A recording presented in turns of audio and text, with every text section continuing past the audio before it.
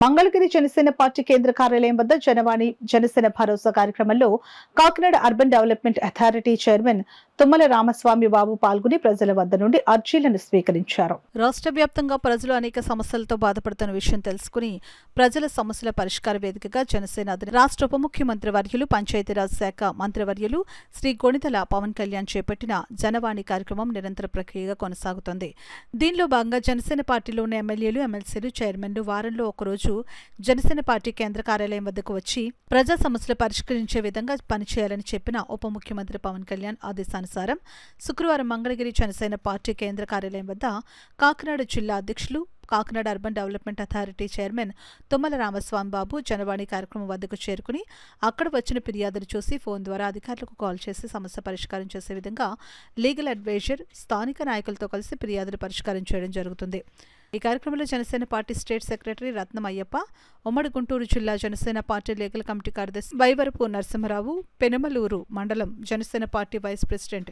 మేకా స్వాతి తేజ తదితరులు పాల్గొన్నారు. జనవాణి కార్యక్రమం నిర్వహించడం జరిగింది. ఈ జనవాణి కార్యక్రమం యొక్క ఉద్దేశం ఆంధ్రప్రదేశ్ రాష్ట్రంలో ఉన్నటువంటి ప్రజల యొక్క సమస్యలు ఏమైనా ఉంటే అది జనసేన పార్టీ కార్యాలయం దృష్టికి తీసుకొస్తే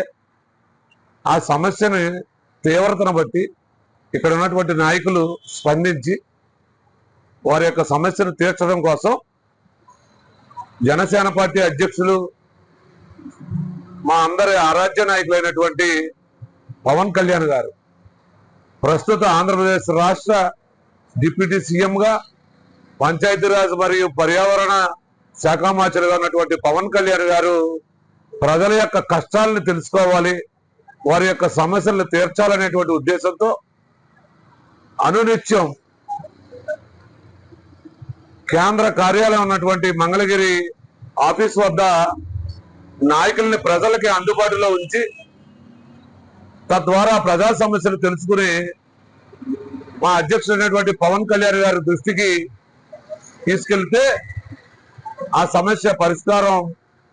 అయ్యేందుకు కృషి చేస్తా ఉంది జనసేన పార్టీ కేంద్ర కార్యాలయం.